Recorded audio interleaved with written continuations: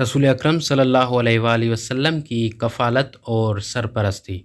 حضرت ابو طالب علیہ السلام نے اپنے والد کی ہدایت پر اپنے 8 سالہ بھتیجے حضرت محمد صلی اللہ علیہ وآلہ وسلم کی سرپرستی کا بیڑا اٹھایا۔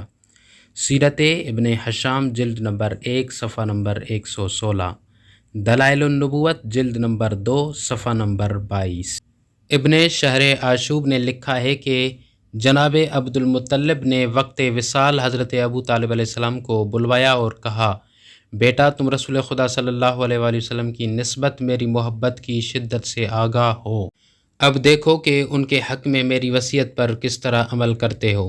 حضرت ابو طالب نے جواب میں کہا، ابا جان مجھے رسول خدا صلی اللہ علیہ وآلہ وسلم کی سفارش کرنے کی ضرورت نہیں ہے، کیونکہ وہ میرا بیٹا اور میرا بھتیجا ہے۔ ابن شہر آشوب نے مزید لکھا ہے کہ حضرت عبد المطلب کا انتقال ہوا تو حضرت ابو طالب نے رسول خدا صلی اللہ علیہ وآلہ وسلم کو کھانے پینے اور لباس و پوشاک میں اپنے اہل خانہ پر مقدم رکھا۔ مناقب جلد نمبر 1 صفحہ نمبر 36۔ ابن ہشام نے لکھا ہے کہ حضرت ابو طالب علیہ السلام رسول خدا صلی اللہ علیہ وآلہ وسلم کو خاص توجہ دیتے تھے اور آپ صلی اللہ علیہ وآلہ وسلم پر اپنے بیٹوں سے زیادہ احسان کرتے تھے، بہترین غذا آپ کے لیے فراہم کرتے تھے اور آپ کا بستر اپنے بستر کے ساتھ بچھاتے تھے اور ان کو ہمیشہ ساتھ رکھنے کی کوشش کرتے تھے۔ طبقات ابن سعد جلد نمبر 1 صفحہ نمبر 119۔ حضرت ابو طالب علیہ السلام جب بھی اپنے بیٹوں بیٹیوں کو کھانا کھلانے کے لیے دسترخوان بچھا کر کہا کرتے تھے کہ رک جاؤ، میرا بیٹا رسول خدا صلی اللہ علیہ وآلہ وسلم آ جائے۔ ابن شہر آشوب مناقب جلد نمبر 1 صفحہ نمبر 37۔ حضرت ابو طالب رسول خدا صلی اللہ علیہ وآلہ وسلم کے حامی و پشت پناہ۔ تاریخی روایات سے ظاہر ہوتا ہے کہ حضرت ابو طالب نے قریش کے دباؤ، سازشوں، دھونس، دھمکیوں اور ان کی طرف لاحق خطرات کے مقابلے میں رسول خدا صلی اللہ علیہ وآلہ وسلم کی بے شائبہ اور بے دریغ حمایت جاری رکھی۔ گو کہ حضرت ابو طالب علیہ السلام کی عمر رسول خدا صلی اللہ علیہ وآلہ وسلم کی بعثت کے وقت 75 برس ہو چکی تھی، تاہم انہوں نے ابتدا ہی سے آپ صلی اللہ علیہ وآلہ وسلم کی حمایت و ہمراہی کو ثابت کر کے دکھایا۔ انہوں نے قریش کے عمائدین سے باضابطہ ملاقاتوں کے دوران رسول خدا صلی اللہ علیہ وآلہ وسلم کی غیر مشروط اور ہمہ جہت حمایت کا اعلان کیا۔ سیرت ابن ہشام جلد نمبر 1 صفحہ نمبر 172 اور 173۔ قریشیوں نے کہا کہ رسول خدا صلی اللہ علیہ وآلہ وسلم کو ہمارے حوالے کریں تاکہ ہم انہیں قتل کریں، ہم ان کے بدلے مکہ کا انتہائی خوبصورت نوجوان عمارہ ابن ولید مخزومی آپ کے سپرد کریں گے۔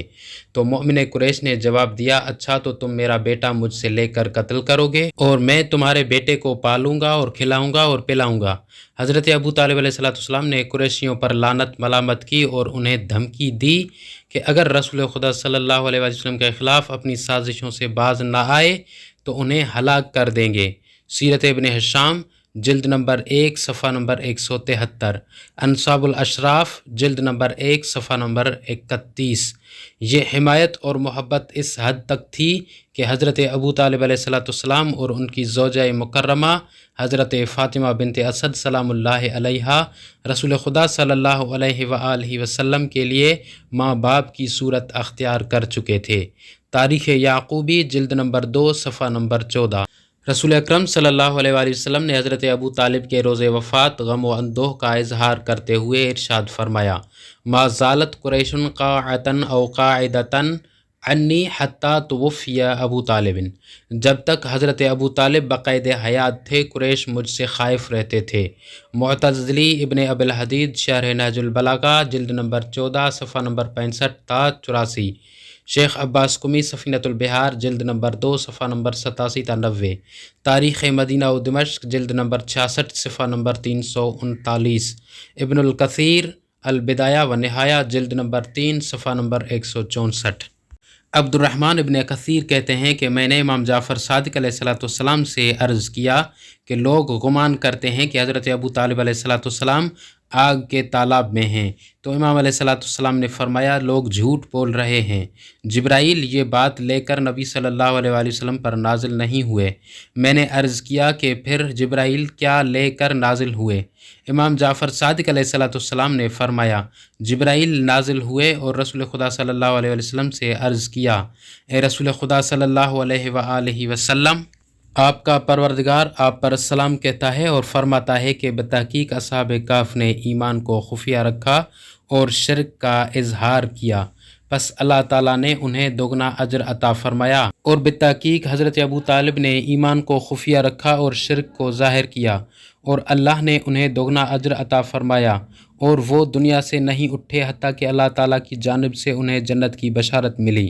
حضرت امام جعفر صادق علیہ السلام نے مزید فرمایا یہ ملعون لوگ کیوں کر ابو طالب کے بارے میں ایسی بات کر سکتے ہیں جبکہ حضرت جبرائیل اللہ کا پیغام لے کر ابو طالب کے انتقال کی رات رسول خدا صلی اللہ علیہ وآلہ وسلم پر نازل ہوئے اور عرض کیا، اے رسول خدا صلی اللہ علیہ وآلہ وسلم، مکہ سے نکل جائیں کیونکہ ابو طالب کے بعد اب آپ کا کوئی مددگار نہیں رہا۔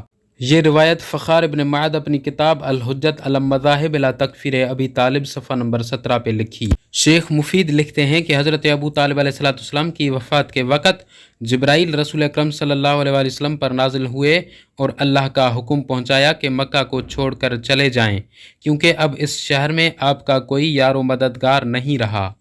دیوان حضرت ابو طالب علیہ السلام۔ ابو طالب علیہ السلام کے قصائد اور منظوم کلام اور حکیمانہ اور ادیبانہ منظوم اقوال تقریباً 1000 ابیات یعنی اشعار پر مشتمل ہیں، اور یہ مجموعہ دیوان ابو طالب کے نام سے مشہور ہے۔ جو کچھ ان اشعار اور اقوال میں آیا ہے سب رسول خدا صلی اللہ علیہ وسلم کی رسالت و نبوت کی تصدیق و تائید پر مبنی ہے۔ ان کا مشہور ترین قصیدہ لامیہ کے عنوان سے مشہور ہے۔ شیخ مفید ایمان ابو طالب صفحہ نمبر 18۔ ایمان حضرت ابو طالب علیہ السلام۔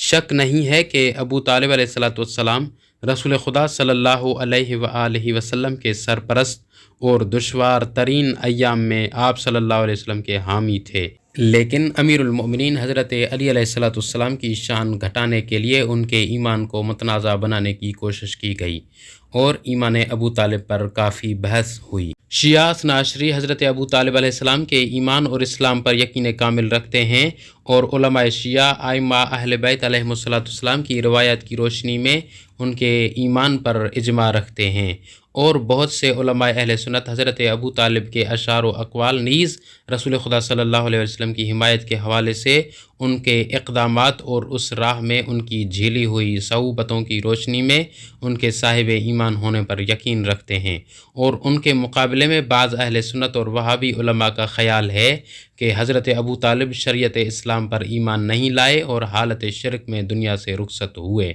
امام جعفر صادق علیہ السلام فرماتے ہیں ان مثل ابی طالب مثل اصحاب الکہف اسر الایمان و اظہر الشرک فاتاہم اللہ اجرہم مرتین۔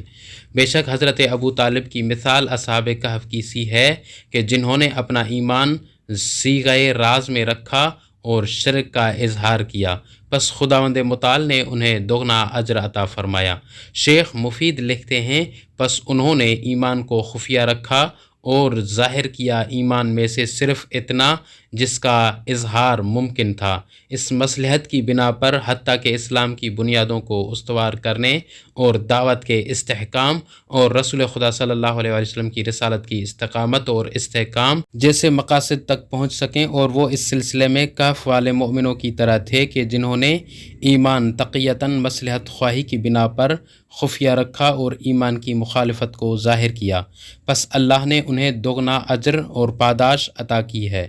وفات حضرت ابو طالب اور عام الحزن۔ حضرت ابو طالب علیہ السلام کی تاریخ وفات کے بارے میں بھی مختلف اقوال پائے جاتے ہیں، لیکن بعض شیعہ منابع میں ان کی تاریخ وفات 26 رجب ہے، جبکہ اس سے صرف 3 روز قبل حضرت خدیجہ الکبریٰ وفات پا چکی تھیں۔ حضرت ابو طالب علیہ السلام 85 سال کی عمر میں وفات پا گئے۔ بعض منابع میں ذکر ہوا ہے کہ حضرت ابو طالب علیہ السلام 15 شوال یا 1 ذوالقعدہ کو دنیا سے رخصت ہوئے ہیں۔ اور رسول خدا صلی اللہ علیہ وسلم نے حضرت خدیجہ اور حضرت ابو طالب کے سال وفات کو عام الحزن یعنی دکھوں کا سال قرار دیا ہے۔